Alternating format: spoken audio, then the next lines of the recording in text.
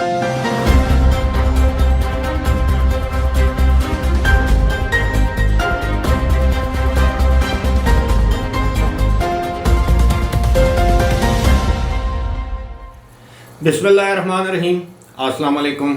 अबरार रशीद आपकी खिदमत में हाज़िर है। सबसे पहले तो हमारे जो इंसाफ़ी भाई हैं उनसे दरख्वास्त है कि जल्द अज जल्द चैनल को अनसब्सक्राइब और अनफॉलो करें, क्योंकि तमाम इंसाफ़ी भाई जो हैं वो बड़ी शिद्दत के साथ धड़ाधड़ चैनल को अनफॉलो कर रहे हैं, और जो इंसाफ़ी नहीं हैं, गैर इंसाफ़ी हैं, आप मेरी मुराद समझ रहे होंगे, उनसे दरख्वास्त है कि चैनल को उनसे ज़्यादा सब्सक्राइब करें, लाइक करें, कमेंट करें, शेयर करें।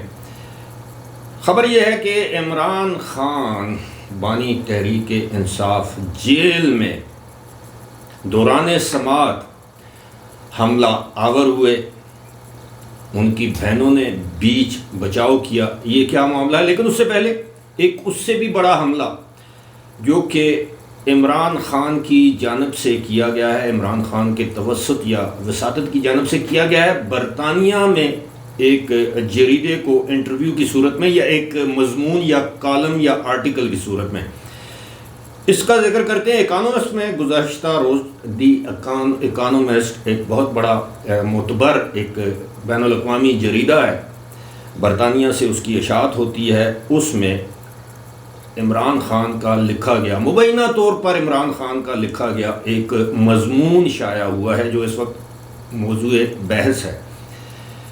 इस मजमून में एक मरतबा फिर इमरान खान ने इस्टेब्लिशमेंट, आर्मी की मौजूदा क़यादत, ISI का नाम लेकर ये कहा है कि उन्हें दीवार के साथ लगाया जा रहा है और उनके ख़िलाफ़ बाकायदा इंतकामी कार्रवाइयाँ की जा रही हैं। और ये मामला जो है ये शुरू हुआ था, यानी उनकी जो हुकूमत हटाई गई थी उसका ज़िम्मेदार भी वो एक मरतबा फिर अब अमेरिका को करार दे रहे हैं। वाज़ेह रहे कि एक वक्त ऐसा भी था कि उन्होंने कहा कि जी अमेरिका ने ये काम नहीं किया, ये जनरल बाजवा ने किया है। अब एक मरतबा फिर उनकी तोपों का रुख अमेरिका की तरफ हो गया। उसकी वजह यह है, आपको याद होगा कि अमेरिका से बहुत से अरकान जो उनके सेनेट हैं, कांग्रेस हैं, उन्होंने इमरान खान के हक़ में बयान दिए। यहाँ तक कि ज़ल्मे खलीलज़ाद तो बाकायदा ट्वीट करते थे बड़ी बाकायदगी के साथ कि इमरान खान के बगैर पाकिस्तान की जमहूरियत लंगड़ी लूली होगी। उसकी वजह क्या थी? उसकी वजह ये थी कि पाकिस्तान तहरीक इंसाफ ने जो अमेरिका में लॉबियस्ट हायर किए थे उनको 25-25 हज़ार डॉलर माहाना जो है वो आप कह लें उनका मुआवजा दिया जाता था, जो भी था। और अब जाहिर है वो 25,000 डॉलर पर मंथ वाला काम तो ख़त्म हो गया है, तो अब वहाँ पे लॉबी भी नहीं हो रही, और लॉबी नहीं हो रही तो जाहिर है अब एक मरतबा फिर इमरान खान ने अपनी तोपों का रुख अमेरिका की जानब मोड़ दिया। याद रहे, यहाँ पर ये आपको याद दिलाना ज़रूरी है कि जब हाल ही में हमारे army chief general Asim Munir ने जब अमेरिका का 10-11 रोज़ा दौरा किया तो उस दौरान पाकिस्तान तहरीक इंसाफ की मौजूदा क़यादत ने बाकायदा ओवरसीज़ ख़ासतौर पर अमेरिका में मुकीम पाकिस्तानियों को ये हिदायत की कि वो आर्मी चीफ के दौरे अमेरिका के दौरान कोई मुज़ाहरा नहीं करेंगे, कोई ऐसी बात नहीं करेंगे जिससे पाकिस्तान तहरीक इंसाफ के बारे में ये तासुर आए कि वो आर्मी चीफ या पाकिस्तान आर्मी के ख़िलाफ़ हैं। लेकिन इमरान खान का ये मजमून अगर इमरान खान ने लिखा है तो बरतानवी जरीदे इकानोमिस्ट तक ये कैसे पहुँचा? अब इस हवाले से जो निगरान वज़ीर इत्तलात हैं मुर्तज़ा सोलंकी, उन्होंने कहा कि इसकी तहकीकात की जाएगी। अब जाहिर है कि जेल में इमरान खान के पास कलम और पेन की सहूलत तो होगी, यकीनन शायद लैपटॉप की भी सहूलत हो, लेकिन वाईफाई नहीं होगा। लेकिन ये अगर मजमून इमरान खान ने लिखा है तो ये मजमून या ये तहरीर इमरान खान ने जाहिर है अपने वकला या उनसे जो मिलने लोग जाते हैं, अपनी बहनें या अपनी अहलिया के ज़रिए जो है वो बाहर स्मगल किया होगा। माजी में हम देखते रहे हैं कि जुल्फ़िकार अली भुट्टो ने तो पूरी एक किताब लिख दी थी जब वो जेल में थे, सज़ाए मौत का इंतज़ार कर रहे थे। उस किताब का नाम आपको पता है, इफ़ आई एम असैसिनेटेड, अगर मुझे कत्ल कर दिया गया। तो ये कोई अनहोनी बात नहीं है। जेल से छोटे छोटे कागज़ के टुकड़ों पर आप या जिस वक्त आप जो अदालती पेपर साइन करते हैं उसी फाइल में आप एक कागज़ रख दें और 10-15 मुलाकातों में या 4-5 मुलाकातों में वो कागज़ बार स्मगल हो जाए तो एक आर्टिकल की सूरत में छप भी सकता है। लेकिन यहाँ ये ख्याल किया जा रहा है कि ये आर्टिकल मुबैना तौर पर عمران خان کی سابق اہلیہ جمائمہ خان کی طرف سے، ان کی لابی، ان کی گروپ کی طرف سے یا ان کے لابیس کی جانب سے یہ پبلش کروایا گیا ہے تاکہ انتخابات سے پہلے ان کو متنازع بنایا جائے اور پاکستان آرمی کو ایک فریق کے طور پر ظاہر کیا جائے۔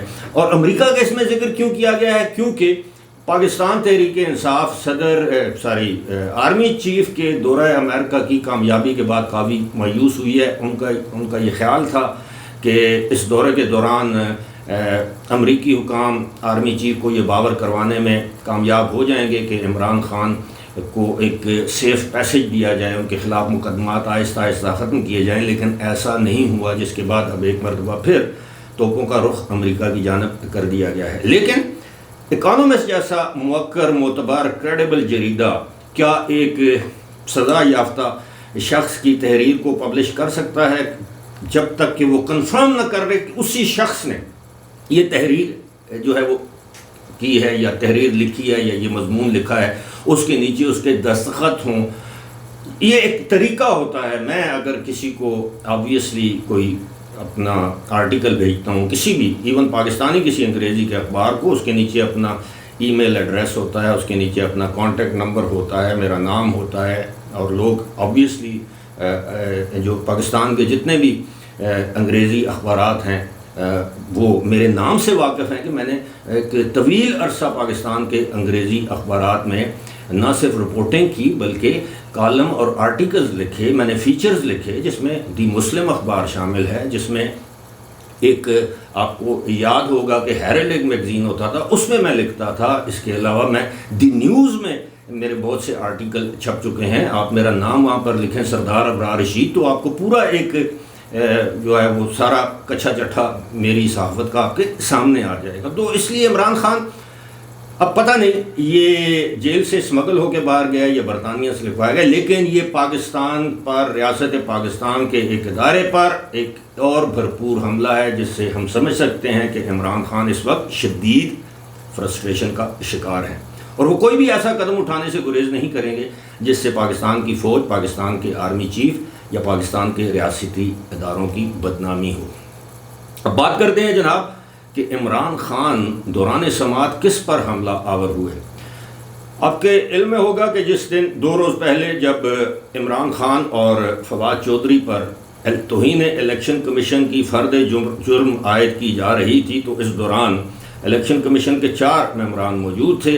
جب وہ فرد جرم پڑھ رہے تھے تو عمران خان انتہائی غصے میں آ گئے، جلال میں آ گئے، جذباتی ہو گئے، اور انہوں نے الیکشن کمیشن کے ارکان کو مخاطب کرتے ہوئے کہا کہ تم میرے بچے لگتے ہو، میں تمہاری شکلیں مجھے یاد ہیں، وہی جو ان کا طریقہ کار ہے، تمہاری شکل میرے دماغ میں بالکل آ گئی ہے، تمہیں میں کبھی نہیں بھولوں گا، میں اقتدار میں آؤں گا تمہارے خلاف آئین کی آرٹیکل یعنی دفعہ 6 کے تحت، یعنی غداری، سنگین غداری کے تحت میں تمہارے خلاف کارروائی کروں گا، اور گالیاں دی مبینہ طور۔ پہلے یہ خبریں عام تھیں، لیکن گزشتہ روز ایک معروف اور سینئر صحافی جو ہمارے دوست بھی ہیں، رؤف کلاسرا نے اس خبر کی، انہوں نے کہا کہ جب خبر پہنچی پھر میں حیران رہ گیا، پھر اس کے بعد میں نے اس کو دوبارہ کنفرم کیا، اس کی تصدیق ہوئی۔ اب تصدیق کون کر سکتا ہے؟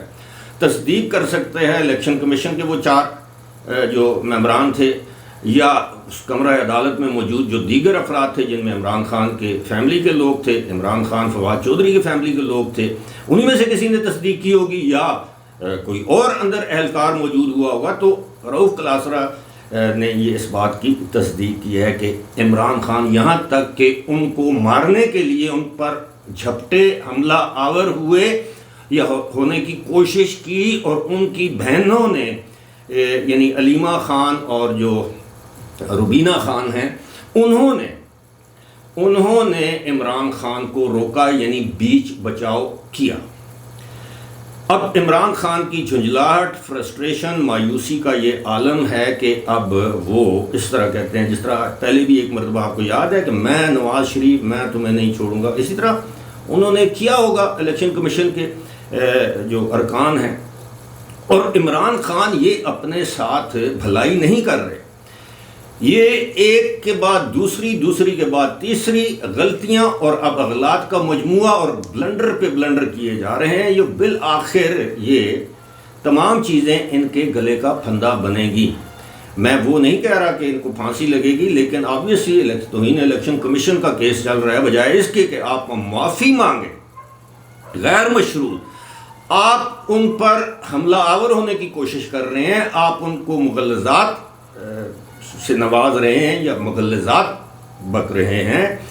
وہ ایک عدالت کا ڈیکورم ہوتا ہے، وہ الیکشن کمیشن جب سماعت کرتا ہے تو اس کے پاس ہائی کورٹ کے جج کی ایک اختیار ہوتا ہے، وہی رتبہ ہوتا ہے، اسی لیے توہین الیکشن کمیشن ایک سنگین معاملہ ہے۔ تو اگر مثال کے طور پر عمران خان کو اس کیس میں بھی بما فواد چودھری کے 5 سال نااہل کر دیا جاتا ہے، تو وہ نااہلی بھی اس دن سے شروع ہوگی جس دن عمران خان کو سزا سنائی جائے گی۔ تو یہ اپنے لیے اور اپنی پارٹی کے لیے یہ کوئی اچھا قدم نہیں اٹھا رہے۔ اور دوسری بات یہ ہے کہ اب واضح طور پر یہ چیز سامنے آ چکی ہے کہ ایک پی ٹی آئی عمران ہے، ایک پی ٹی آئی پاکستان ہے اور ایک پی ٹی آئی اوورسیز ہے۔ اوورسیز پی ٹی آئی کا رخ کسی اور جانب ہے، پی ٹی آئی پاکستان کا رخ اسٹیبلشمنٹ، پرو اسٹیبلشمنٹ ہے، جس کے سربراہ اس وقت بیرسٹر گوہر ہیں۔ وہ آرمی چیف، پاکستان کی ملٹری اسٹیبلشمنٹ، پاکستان کے اداروں سے مذاکرات کی بات کرتے ہیں، صلح جوئی کی بات کرتے ہیں، چیف جسٹس پر اعتماد کا اظہار کرتے ہیں، ان سے امید ہے۔ دوسری جانب جو پی ٹی آئی عمران اور اوورسیز ہے وہ اداروں کے خلاف ارزہ سرائی کرتے ہیں، آرمی چیف کے خلاف، چیف جسٹس کے خلاف غلیظ قسم کے ٹرینڈ چلا رہے ہیں۔ اور یہ اسی طرح ہے جس طرح اگر آپ کو یاد ہو کسی زمانے میں الطاف حسین جو کام کرتے تھے، پھر اس کے بعد کیا ہوا، ایک ایم کیو ایم لندن اور ایک ایم کیو ایم پاکستان بن گئی۔ ایم کیو ایم لندن آج بھی اینٹی اسٹیبلشمنٹ اور ایم کیو ایم پرو اسٹیبلشمنٹ، اور ایم کیو ایم پاکستان جو ہے وہ سروائیو کر رہی ہے، جبکہ لندن والے اپنے کیے کی سزا بھگت رہے ہیں۔ اور یہی کچھ مائنس عمران خان کی پی ٹی آئی کے ساتھ ہو رہا ہے۔ اور عمران خان اگر یہ سمجھتے ہیں کہ وہ دوبارہ اقتدار میں آ کر لوگوں پر آئین کا آرٹیکل 6 لگائیں گے، تو یہ فی الوقت ان کی خام خیالی ہے۔ فی الحال مجھے دیجیے اجازت، خدا حافظ۔